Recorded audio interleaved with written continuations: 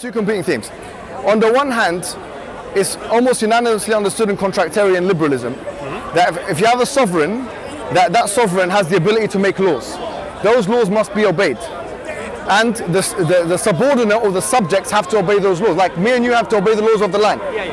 In this country, Parliament is sovereign. Okay, Parliament, that is the constitutional paradigm. The people. No. Parliament is Parliament. Now, how does Parliament get its legitimacy? Parliament gets its legitimacy not only through voting, but it has its legitimacy intact. If we did not vote, Parliament would still be sovereign. That's the reality. When I was born, and for example, when I was about 18 years old, which was a good 10 years ago now, yeah? Oh, yes. Yeah, and the rest. You've got to go. No. Actually, it's 10 years ago. It doesn't believe. All right. No, 10 years ago, when I was 18, yeah, I could vote. See, now he's thinking, yeah, no one believes it. But look, 10 years. I'm actually 27, by the way. Yeah. I didn't mean that. No, that's right. So 11 years ago, when I was 18 years old, I didn't vote, right? But I still had to obey the rules of the land. Isn't it correct? If I did something wrong, I might go to prison. Sure. Even if I don't vote, I still have to obey the laws of the land. Sure. And you know, that's justified on liberalism because there's a social contract theory which suggests that, look, if you come on the earth and you're in a certain place, they provide the military thing, their tax and so on, and therefore the system is that has, even Nozick says that. Yeah, even Nozick says that. You know, he's a minimalist, he's a libertarian, he says that. So the point is this, is that what if now the sovereign authority says we should have a death penalty? Okay? Like in America, there's a death penalty. And the reason why they're applying that death penalty is because the person is a traitor or he's doing treason or something. On social contract theory, there's no problem with that on liberalism. Sure, but you would look, then you would step away out of the, just look. Can I just answer to that? So you see, the point is that human rights are an outgrowth of liberalism. If I say I want to have the freedom to say and do whatever I want, okay? He just mentioned two great examples. If I went to a thing that said fire, or nowadays if I go to I say Allahu Akbar or something like that, then you know someone could arrest me, and someone will say maybe that's justified, you know. Sorry, the camera's on. Oh, sorry. That's right. He's come with his weapons. Look, you see, if a man and woman, husband and wife, come now and have intercourse on this floor right in front of us, and those policemen over there come and arrest them and say this is a public display of whatever it is, yeah? We're going to put you in the back of the van.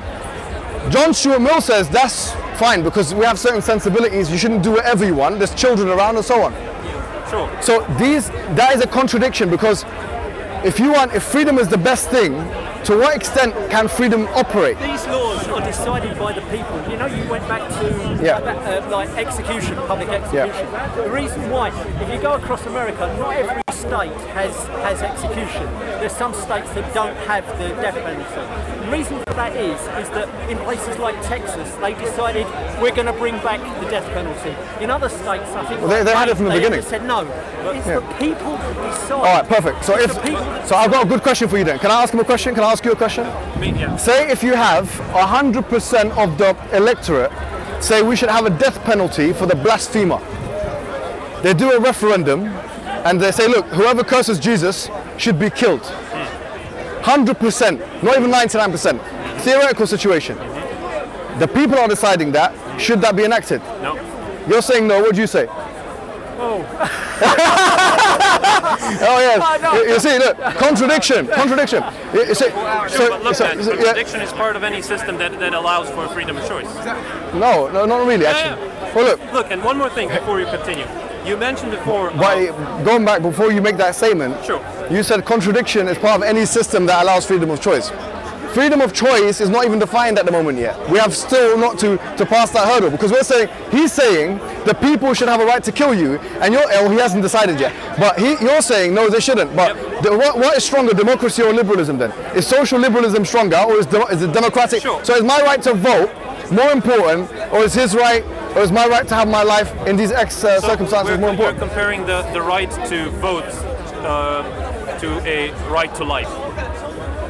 Yeah, of course, because look, look, there is no right to vote if there is no life. So categorically, if you don't believe in the right to killing people, then you would outlaw war, wouldn't you? Yes. All right, so you're a pacifist. Yes. All right, so this is the problem. That view of pacifism is incompatible with social liberalism. Again, why are you, look, before we just... Because someone would argue, sorry sir, I apologize, I keep interrupting. I will say this and just... Someone could argue you're living in a utopia, right? You think that you can live in a world where people will not attack each other and you can't kill someone, and at the same time, you know, people can live a free life. Someone will argue the only reason why we have freedom, in fact, liberals will argue, Americans will argue, the only reasons why we have this freedom that we have is because our forefathers died in World War II, which is war, which is killing, right? Yes. So killing is justified in some context. Yes, I agree. But you said you're a pacifist. Look, just because I'm against killing does not mean that there is not a circumstance under which I would defend myself or defend someone else. In the same sense that, for instance, you might be against public defecation, but let's say I have a stomach virus and I'm just like... You put it on in, man. Yeah, sorry, go ahead. And I'm bursting at the seams. I might give way, if you know what I mean. So, absolutely. Look, I think that a lot of these arguments boil down to an argument of futility. Absolutely, yes. You cannot implement all laws. Absolutely, right? There's always going to be extenuating circumstances to things. You always need to take things into consideration. And one thing before that you mentioned that we need to use definitions of pre-existing pre-existing definitions that have been discussed in literature. I actually agree with you. I think that economic rigor, the sort of academic rigor in any debate or discussion is extremely useful. However, it's also extremely limiting. If you want to further an idea based exclusively on previous work without any introduction, you know, you're trying to make a hybrid that is like almost impossible. This chimera of an idea. You know, your point there is well taken. I accept that point. In fact, Ibn Taymiyyah, who is one of the scholars of Islam, he wrote a book called Al-Radd al-Mantiqiyin. In the beginning, which means the response to the logicians. He said the first thing is you'll never find a definition which is all encompassing. Yep. There's always a problem. Yeah. So he says that, but what you have to do, I mean, people of their own specialism know, like medical doctors know what they mean when they say X or Y or Z. They know what it is. You don't have to stress it too much. Generally accepted. Yeah, but an all-encompassing definition doesn't exist in the real world, is what his point is. So what does he suggest? What's his solution? He's saying that, to be honest with you, he seems to suggest that let's go back to what the people of that particular specialism say. For example, doctors, if we had this discussion, if it became too abstract, doctors wouldn't be able to do their work. No. Yeah, so he says that let them kind of come to an agreement on what things mean, peer review, and let that work, let that process work itself. It's never, and he admits it's never going to be a perfect system. But isn't that what happens here now today? It is. Yeah. It's the academic process. Yeah. But also in medicine as well. Yes. Also in Yes. medicine. And, Yes. you know, they'll decide what you know, like what should we define? Yeah. You know, you're right. does life end and stuff. Absolutely. So here's what I'll say to you though. Here's the biggest one of the biggest problems of liberalism. One of the things that is assumed is that you're living. This is Nozick's argument. He says, look. He says he doesn't believe in a social contract. By the way, he's one of the non-contractarian liberals, non-contractual / contractarian liberals. Yeah. He says this. He says that originally you have perfect freedom, okay? And then what happens is the state takes more and more of your rights away through taxation, through manipulation, through punishment, and so on and so forth. And so what he proposes is something called a minimal state. Nozick starts with an assumption. Right. He says, look, he actually has a passage in his book that he says that if you have these people who want to get married, and these people want to get married, right. Let's say, for example, you want to get married, and there are three. Let's say you want to get married to women, yeah. And there's 3 other guys that want to also get married to women. Now these 3 other guys want to get married. I'm sure he's smiling. No, he's married already. He's saying, I'm not going to get involved. I'm not going to make this. I know he does. These guys want to get married, all right? Now, if these guys get married to the woman that you would have otherwise married, is that limiting of your option or not? Well, it's up to her then, isn't it? No, I'm not saying... You're asking if that's a limitation of mine. Yes, but that's a natural limitation. Yeah, that's what he says as well. But he says that's an acceptable limitation. Natural, So if look, let me say this one more time. You 3 want to get married. There are 3 girls pubescent, legal, just because I say girls, people will have the wrong idea, that want to get married. Now these 3 men get married to those 3 girls that you want to get married to, right? If that happens, then your freedom is limited. Sure. You see here the problem is this, if you don't have a government and you don't have an imposition from a sovereign, yes, yeah, that is taking your freedom away. When I go to the end of the month and I get my paycheck and there's money taken out from taxes, that's taking my freedom away, right? But at the same time, if you had a chaotic or anarchic state, that would be freedom limiting as well, because there'd be no marriages. Is that what you're saying? No. I'm saying there will be marriages, but everyone's freedom is still limited by other people. So you have a choice. Your freedom can either be limited by other people or the government. And all the government. Yeah, it can be mediated or anarchic. Right. So what we're saying is, if we agree that the freedom can and ought to be limited, it's justifiable, even from a utility perspective. Justifiably limited by the government. Now the question is to what extent. So sure, always the question. Now, right. So if you say, look, it should be to a minimal extent, where it's closest to that original state, then what will happen is, like for example, if we don't have a death penalty for a murderer, yeah, if let's be honest, if you have death penalty for murder, there'll be less murders. Not necessarily. No. Let me explain. Theoretically, you'd assume it's a deterrent, there'll be less murders. Let's just say for the sake of argument, if all things stay the same.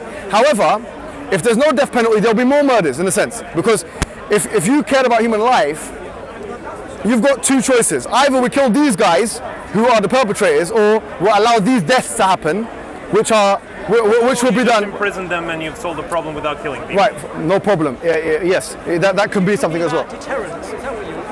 Yes. Yeah, so punishment from the state. Punishment. Imagine if there was no jails. Forget about the death penalty thing. Sure. If there's no jails, right? Sure. If there was no jails, everyone will do whatever they want. Sure. Especially here in Speaker's Corner. Again, no. Well, a lot of people will do whatever they want. If there was no fear of consequence, right? Look, we had... Maybe you're a good man, but I would do lots of bad things. We had tribal relations, and we had inter-tribe trade. We had inter-tribe war as well. We had social systems way before we had laws, way before we had institutions. I'm not saying institutions are bad. I'm not saying they don't work and they don't increase the utility and well-being of humans, or just creatures in general, right? But to assume that without a monarch or a sovereign, yes, you would have absolute anarchy, is just, there's no precedent for this. Yes, there's a precedent for an increase of it, and yes, there is a precedent for increase in volatility and sort of just return to basis instincts. But the imposition that you don't have social order without law or without a but I think there's a bit of an equivocation here. Okay, please. The fallacy of equivocation. Yes, if there is, please point it out. Let me explain. When I say anarchy, I'm not using the term vernacularly. Okay. I'm not saying like, it's chaos, like that. No, you mean like a social system. I'm talking about an ideology which is distinct from liberalism. Sure. And which has its own principles or lack thereof. Absolutely. Which is defined primarily as a lack of government. Yes. So anarchy cannot work in where there's a government. If there's a government and a sovereign, there's no anarchy. That's not anarchy. So the point is this, I'm saying that the anarchic system in and of itself you would assume that it would allow for more crime to take place because there's a lack of consequence, a fear of consequence. Not necessarily. You're saying not necessarily, but that's what the assumption is. Because even if you don't have, it's not necessary. You're right. It's not logically necessary. It's not only that, but it also, we have examples of societies that have functioned without government or without the rule of law. Papua New Guinea. That have social structure that is not what you would call, mayhem or like, Sodom and Gomorrah, right? Yes, there's an increased proclivity because law by nature is a deterrent, right? It is, in fact, a limiting factor that is designed to increase utility. Design, it doesn't always work. But the imposition that without the rule of law or a sovereign, you return to a not anarchical, but just a murderous state is not empirical. Let me make this clear, all right? Like, just in a normal sense. You all went to school, right? Maybe you are still in school, right? I don't know. So let's say you're in the school and you're a teacher, and I was a teacher for some time. Sure. And there were no rules in the classroom. Sure. Now, what do you assume will happen just use your brain. Do you think that the kids will be more behaved or less behaved? Madness, chaos. Right. Now, let's use that example with society. if there was no punishments in society, there's no prison, prisons don't exist, do you think that the crime will increase or decrease?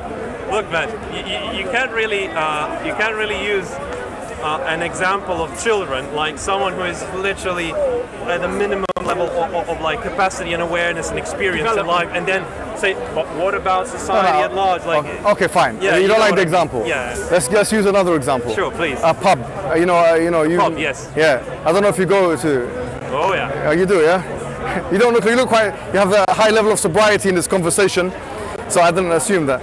I tend to think that it stimulates my. I'm kidding. No, it definitely doesn't. There's no evidence of that. No, I'm kidding. I'm kidding. Don't take that yet. So here's what I'm saying. If you go to, and if there was no rules, right? Look, we know how the deal. Sure. In Arabic, we have a nice poetic saying. "Man amina al-uqubata asa al-adab." Whoever fears the consequences will get rude to you. Right. Yeah. Hobbes said, covenants are but words if they're not backed by swords. If there's no fear of consequence, then everything can go, everything can happen. Not necessarily. And let me tell you something. We're talking about sovereign consequences. Sure. If there's no sovereign consequence, you know what will happen? There will be some kind of, basically, let's be honest. If there's no sovereign, you mentioned it yourself, tribal systems, right? Tribal systems are basically, they become a pseudo-government. Over time. Yeah, right. So they become like, they're in charge now. They're basically the head of the tribe becomes like a parliamentarian. The guy with the biggest gun will have the last say. That's what will happen. Look, whilst I absolutely agree that this is the sort of you don't agree with this? No. Listen, I absolutely agree. This is the sort of moral progression, or I wouldn't call it moral. That's a really wrong term. It's a judicial progression, right? Like it usually goes to tends towards this. However, this is not a necessary state because we do actually have examples of. Like what? Sorry. So, for instance, if you go to the Amazon doesn't. Amazon tribes don't always have a village elder. They have a village elder just because he's the oldest, but he's not a leader. He's just an advising figure. Well, look, I can't tell you that I'm an expert on the Amazon rainforest. Neither am I. No, I'm just. I know some of my friends actually went to the Amazon rainforest. When I went to certain places in Africa where they have tribe leaders, right, they're seen as the main men there, man. They're seen as the main men. Like usually it's men. Except in very few circumstances. And they're the ones who call the shots. They're basically like parliamentarians. You don't want to get rude to them, basically. Right. Look, let me tell you something. If you go to certain areas in London or New York or wherever these places, the police have less say than the gangsters. Oh, yeah, I agree. I mean, everyone knows this, right? But why? What's the gangster got that the police doesn't? He's got secrets, people's secrets. He's got influence, and he's got guns and knives. I mean, if you strip the gangsters away from that, they'll have no power anymore. I mean, that's why the church used to have more power than the government. Yeah, the point I'm making is that, it all boils down to this, like at the end of the day.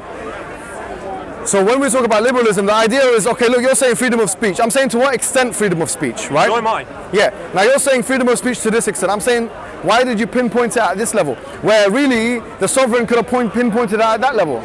Look, there could justifiably be a law in this country as there was in 1381, right, of a treason law, and until 1988. I mean, it's said in the statute books, by the way, in the statute books, as far as I know, there was a treason law in this country that said that someone could be killed for treason until 1988, even after the time when the death penalty was... 1999, actually. Really? Yeah, 1999. And look, that doesn't justify it. When was the last case? I think about 1968, actually. Yeah, but that doesn't justify it. No, I'm not saying it. Well, look, hold on. I say it does justify it. Okay, here's my point. I'm saying that law, that treason law that they had in place, was fully constitutionally justified and philosophically justified. There's no problem with the treason law. And in fact, this is my belief after looking at the data. I believe that when America and England have proper treason laws, because you know what's happened now? Let me tell you what's happened in this country, right? The treason law has pretty much changed to the counter-terrorism law. I mean, all the persecutions of counter-terrorism is pretty much what would have been included in the treason law, right? In America, it's changed to extradition. Only for internal terror. Yes, yeah. Look, in America, it's changed to extrajudicial killings. My view is that if society is clear, if the American government is clear with us, and the British government is clear with us, they say, look, if you do this, we will kill you. Right. Look, just be honest with us. We understand that there may be a need for that death. Just be honest. It's in self-defense. No. If they say, and that thing that person could be doing may not be military. Sure. They could do a thing